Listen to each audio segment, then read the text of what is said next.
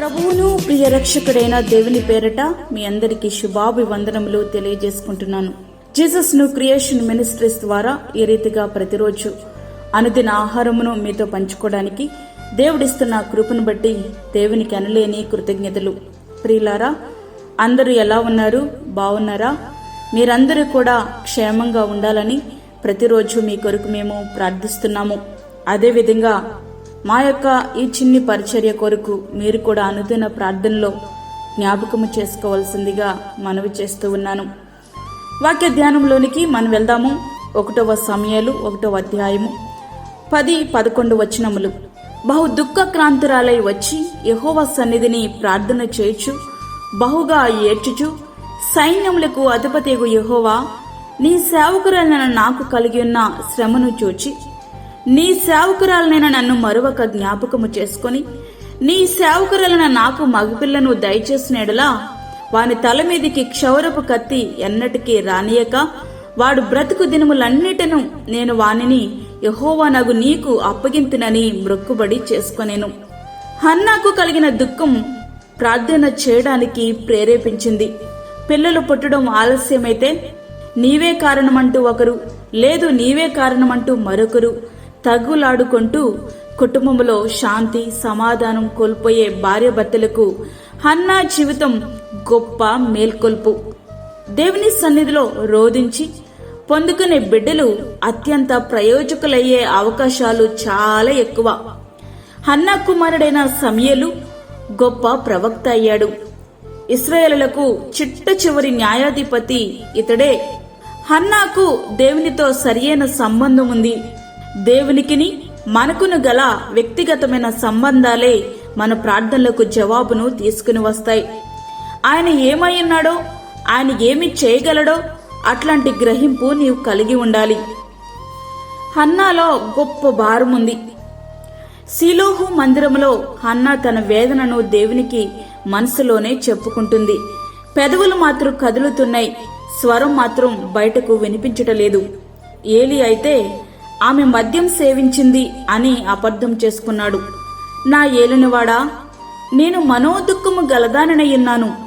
నేను ద్రాక్షరసమునైనను మద్యమునైనను పానము చేయలేదు, కాని నా ఆత్మను యెహోవా సన్నిధిని కుమ్మరించుకొనుచున్నానని చెప్పింది. ఆత్మతో ప్రార్థించే అనుభవాన్ని హన్నా కలిగి ఉంది. అవును ప్రియ స్నేహితుడా, కొన్ని సందర్భాలలో మనుషులు నిన్ను అపార్థము చేసుకున్నా దేవుడు మాత్రం నిన్ను అర్థం చేసుకుంటారు. ఆమె ప్రార్థన స్పష్టంగా ఖచ్చితంగా ఉంది. మగబిడ్డను అనుగ్రహించు అని, వాని తల మీదకి క్షౌరపు కత్తి ఎన్నటికీ రానియను అని, వాడు బ్రతికి దినములన్నిటను నేను వారిని యెహోవానగు నీకు అప్పగిస్తాను అని. దేవుడేమన్నా ఇస్తే దానిని తన స్వార్థానికి కాక ఆయన మహిమార్థం వాడడానికి హన్నా ఇష్టపడుతుంది. బిడ్డలు కావాలని మనం ఎందుకు ప్రార్థిస్తున్నామో దానిలో అంతర్లీనంగా మన స్వార్థం కూడా ఉంది. వాడు పెద్దయ్యాక మన యోగక్షేమాలు చూస్తాడని. కాని హన్నాకు అట్లాంటి తలంపులు లేనే లేవు. నీవిచ్చిన బిడ్డ నీ సేవకే అంకితం అని ప్రార్థిస్తుంది. ఇది ఎంత అద్భుతమైనటువంటి తీర్మానమో కదా. అవును, దేవుడు తన ప్రార్థనకు ప్రతిఫలమిస్తాడని ఆమె విశ్వసించింది. షిలోహు మందిరములో ప్రార్థించిన తరువాత తన ఇంటికి వెళ్లి దుఃఖ ముఖముతో ఉండకుండా సంతోషముతో భోజనము చేయుచుండెను. ప్రార్థనకు దేవుని నుండి సమాధానం వచ్చినప్పుడు ఆమె కృతజ్ఞత చూపుతుంది. హన్నా గర్భము ధరించి దినములు నిండినప్పుడు ఒక కుమారుని కని నేను యెహోవాకు మొక్కుకొని వీనిని అడిగితననుకొని వానికి సమూయేలను పేరు పెట్టెను.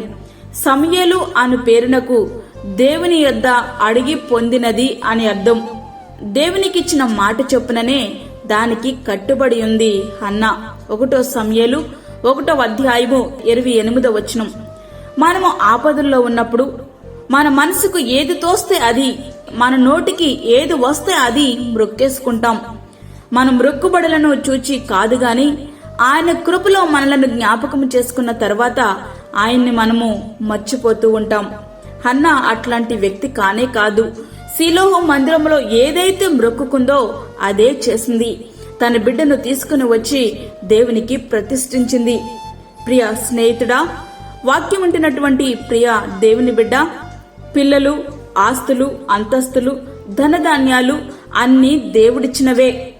ఆయన ఇచ్చిన వాటిలో కనీసం కొంతైనా ఆయన కోసం నీవు ఖర్చు చేయగలుగుతున్నావా? మరి హన్నా యొక్క జీవితం మన ఆధ్యాత్మిక జీవితాలకు గొప్ప సవాలు. హన్నా దేవుడు తనకిచ్చిన కుమారుణ్ణి దేవునికే ఇచ్చేసింది. మరి నువ్వేమిస్తున్నావు? ఒక్కసారి నీ హృదయాన్ని పరీక్షించుకో. దేవునికి నువ్వు మొక్కుకున్నటువంటి మొక్కుబడులను నీవు చెల్లించు. ఆ రీతిగా మన జీవితాలు మనం సరిచేసుకుందాం, సరిదిద్దుకుందాం. అట్టి కృప ధన్యత ప్రభు మనకి అనుగ్రహించునుగాక. ఆమేన్. వాక్యం విన్న ప్రియ దేవుని బిడ్డ, ప్రార్థనలో ఏకీభవించు. పరిశుద్ధమైన తండ్రి, ప్రేమగల యేసు ప్రభువా, శ్రేష్టమైన అమూల్యమైన మరి యొక్క దినము మా జీవితంలో మీరు అనుగ్రహించారు. నీకు వందనాలు. ప్రతి విధమైన శోధన, కీడు, ప్రమాదము, తెగుల నుండి మమ్మల్ని కాపాడండి. గర్భిణీ స్త్రీలను, చంటి బిడ్డలను, వృద్ధులను మీరు జ్ఞాపకం చేసుకోనండి. వారికి కావలసినటువంటి నీ కృపను సమృద్ధిగా మీరు అనుగ్రహించండి. వారి యొక్క శోధనలో, కష్టంలో, ఇబ్బందుల్లో మీరు తోడుగుండండి ప్రభువా. ఓ తండ్రి, ఎవరైతే ప్రభువా ఇబ్బందులతో ఉంటున్నారో, ఇరుకుల్లో ఉంటున్నారో, కష్టములలో ఉంటున్నారో, ఓదార్చువారు లేనటువంటి పరిస్థితుల్లో ఉంటున్నారు, వారందరికీ తగు నీ కృపను, సమృద్ధిని వారికి దయచేయండి. అదే విధంగా దూరదేశంలో ఉండి ప్రార్థనలో తండ్రి పాల్గొంటున్న ప్రతి ఒక్క బిడ్డను మీరు జ్ఞాపకం చేసుకోనండి. వారికి తగు కృపను మీరు సమృద్ధిగా అనుగ్రహించండి ప్రభువా. యేసయ్యా నీకు వందనాలు, స్తోత్రం. క్యాన్సర్ పేషెంట్లను జ్ఞాపకం చేసుకోనండి ప్రభా. షుగర్ పేషెంట్స్ ని, హార్ట్ పేషెంట్స్ ని మీరు జ్ఞాపకం చేసుకోనండి ప్రభువా. ఓ తండ్రి, నీ రాకడతి సమీపంగా ఉంది నాయన. మేము సిద్ధపడి అనేక మందిని మీ కొరకు సిద్ధపరచుటకు మాకు సహాయం చేయండి. మీరే మాకు తోడుగా ఉండండి. ఈ దినమంతటికి కావలసిన నీ కృపను మాకు సమృద్ధిగా అనుగ్రహించి, మాకు కాదు యెహోవా, మాకు కాదు, సమస్త మహిమ ప్రభావాలు మీకే ఆరోపించుకుంటూ యేసు పరిశుద్ధ నామమున అడిగి వేడుకుంటున్నాము తండ్రి. ఆమేన్. ఈ యొక్క వర్తమానములు మీ బంధువులకు, మీ స్నేహితులకు షేర్ చేయండి. దేవుని పనిలో మీరు కూడా పాలిభాగస్తులు కండి. అదేవిధంగా మీ ప్రార్థన అవసరతలు మాకు తెలియచేయండి. మా ఫోన్ నంబర్ 9177377559 917737375559. దేవుడు మిమ్మను, మీ కుటుంబమును దీవించునుగాక.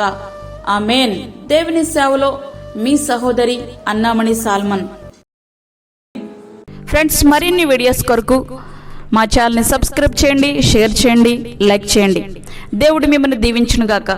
ఆమేన్.